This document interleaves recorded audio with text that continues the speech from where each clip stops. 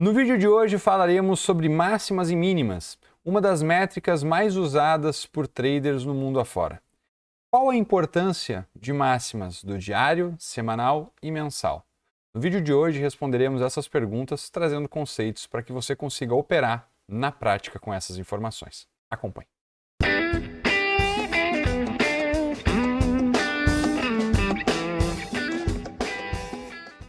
Olá a todos que estão chegando agora, sejam muito bem-vindos. Meu nome é Leandro Sander, faço parte da Power Inc.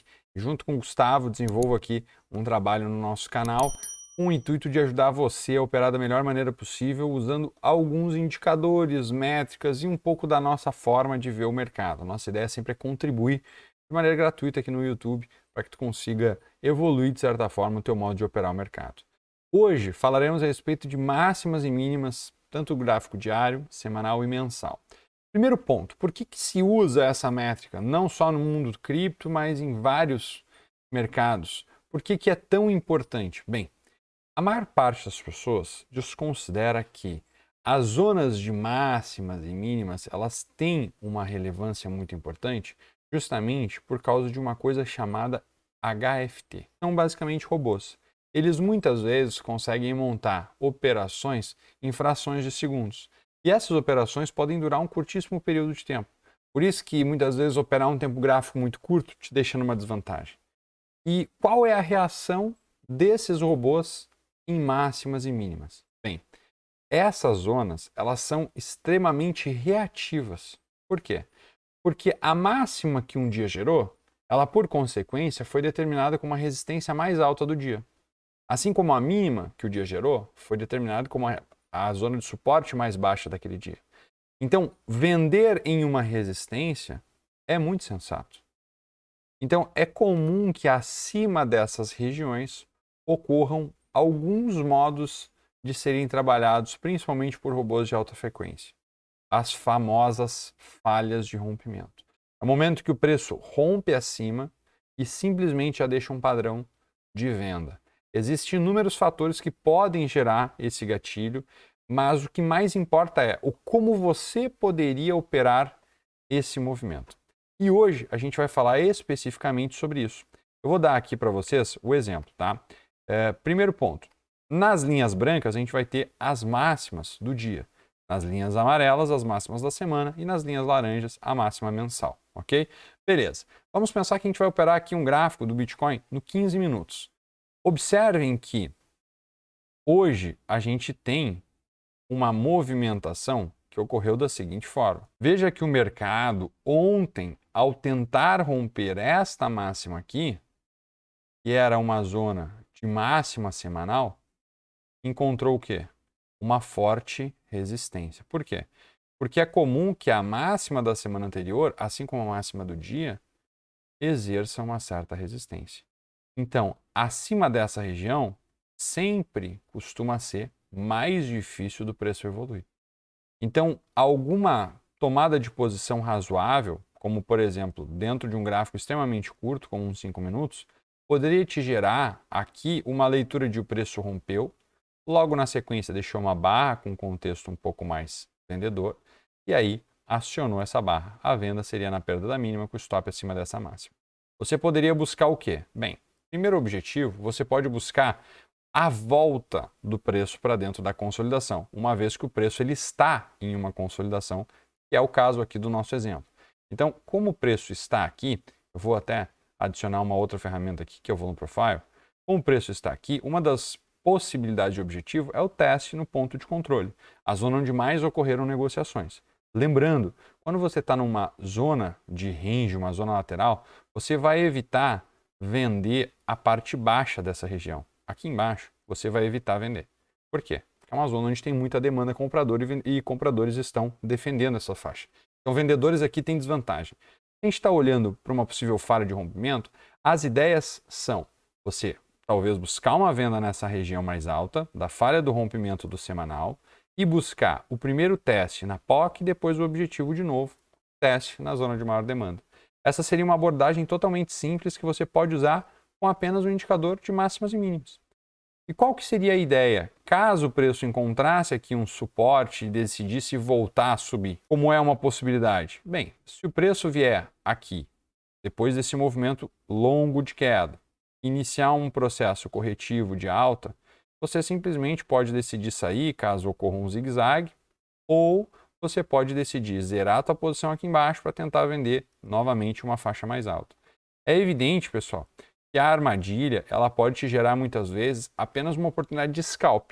Ela talvez não gere uma oportunidade de uma longa movimentação, mas para operar pequenos movimentos é muito, mas muito interessante mesmo, tá? Beleza, falei aqui sobre esse rompimento que falhou, mas vamos pensar num rompimento que foi bem sucedido, ok? Vamos olhar agora um gráfico que teve o seu rompimento viável, ou seja, teve continuidade. Olha só, esse rompimento aqui, ó, a gente tinha a máxima e mínima do gráfico mensal nas linhas laranjas e observa esse rompimento aqui, ó. Olha a força dessa barra. Foi uma barra extremamente convicta. O preço ele chegou a testar na zona de máxima do mensal e o que aconteceu depois? Rompeu. Então, qualquer consolidação acima dessa região, você pode buscar fazer o quê? Operar a continuidade desse movimento. Tá, e como é que tu pode saber para onde o movimento vai? Uma das formas de você medir alvo é simplesmente você pegar a barra em questão e projetá-la para cima. Então, vamos pensar o seguinte, a gente está falando de um gráfico mensal. Então, isso aqui é uma barra que foi rompida do gráfico mensal, uma barra muito ampla. Se isso aqui tudo foi uma barra do mensal, então significa que da mínima dessa barra, que gerou a mínima do gráfico mensal, até essa máxima, a gente tem o quê? A barra do gráfico mensal. O objetivo deste movimento projetado, isso aqui é um movimento projetado, tá? Se você acompanhar algum tipo de literatura, por exemplo, o Al Brooks fala muito sobre movimento projetado. Esse aqui seria um movimento projetado de uma barra do mensal. Você pegaria toda essa amplitude e jogaria ela para cima. Você teria como objetivo a faixa dos 20.885. Olha onde o preço começou a travar, a trabalhar de lado. E que normalmente o preço ele fica de lado, porque aqui provavelmente iniciou-se um processo de desmontagem de posições, ao ponto que quem talvez não tivesse comprado, queria comprar. E aí o preço ficou lateral, buscando aqui um equilíbrio. Então aqui a gente já vê que teve sim muitas posições sendo realizadas. Imagina se você pegou o rompimento dessa movimentação, seria uma ótima posição, mas se você pegou uma consolidação dessa bandeirinha que aconteceu nos 60 minutos, talvez você poderia ter conseguido um upside aí de 11% dessa última perna. Isso apenas usando aí máximas e mínimas. Você teria observado um rompimento confiável de uma movimentação de máxima. Rompeu a máxima do gráfico mensal. Tende a deslocar o preço. Tá, agora a pergunta que fica é, tá, mas e como é que eu sei que um rompimento é verdadeiro e que um rompimento é falso? Veja que existe uma grande diferença, e essa provavelmente é uma das dúvidas mais comuns das pessoas que operam o mercado. Bem, uma das principais leituras para você saber se o movimento é falso ou verdadeiro é ver se o preço ele foi aceito, se ele teve um pullback ou se ele teve continuidade. Ou seja, compradores continuaram comprando. Então, uma das coisas que te ajuda a ver isso é justamente esse tipo de movimento. Ó. Eu vou dar um exemplo aqui.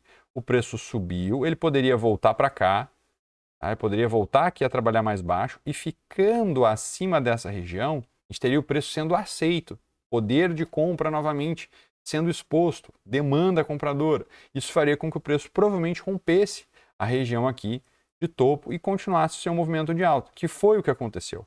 Mas veja que esse movimento que a gente está vendo aqui, como um rompimento verdadeiro, ele é bem distinto e bem diferente, por exemplo, desse movimento aqui. Por quê? Qual que é a diferença desses dois movimentos?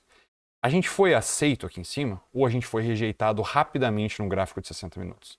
Então existe uma grande diferença. Observa como o preço reagiu aqui nos 60 minutos. Ok?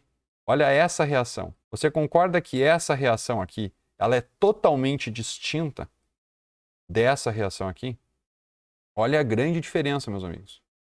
Olha a grande diferença. Aqui eu tenho um rompimento, lateralidade, continuação.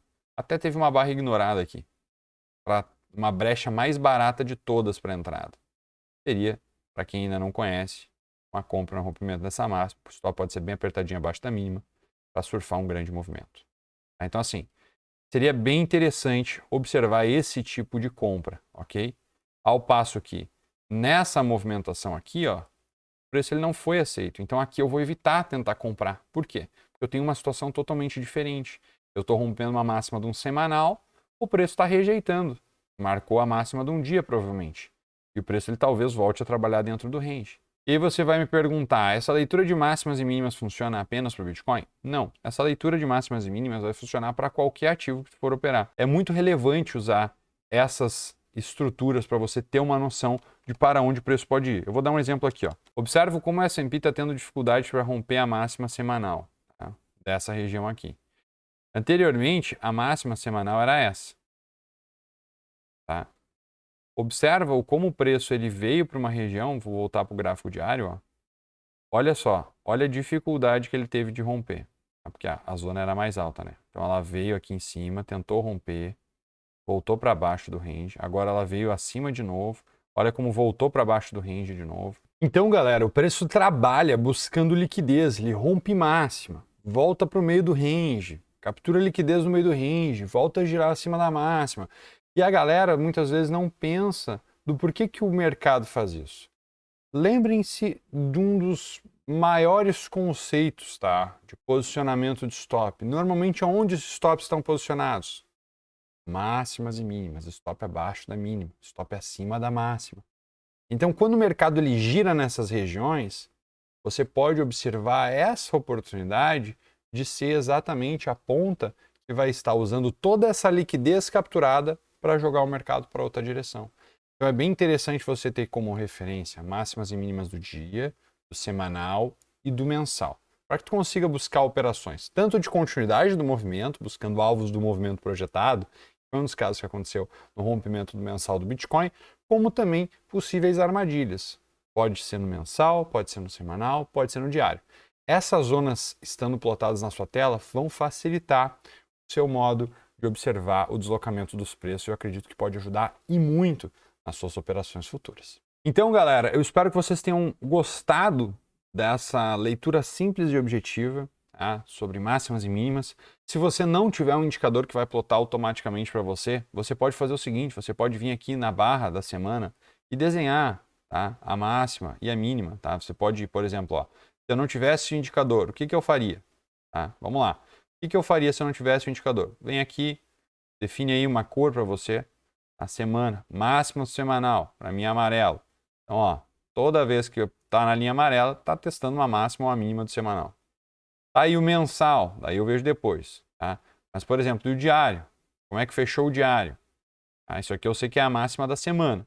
O diário, eu vou fazer uma linha branca. Então, ó, a máxima é a mínima do diário. Então, a máxima é a mínima do diário. Então, pessoal, ó, máxima e mínima do diário. Então, ó, o diário novo é esse. Ok? Então, esse é o novo máximo e mínima do diário. Ontem teve a armadilha do Dow Jones, hoje a gente tem uma nova máxima e uma nova mínima. Quero saber a máxima e mínima do mensal.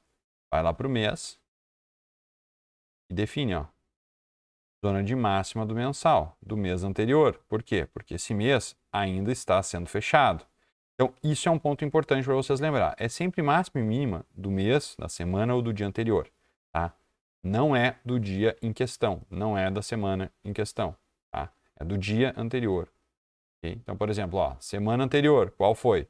Foi essa aqui. Por quê? Porque essa semana está sendo construída ainda. Falta um dia para acabar a semana no dia que eu estou gravando.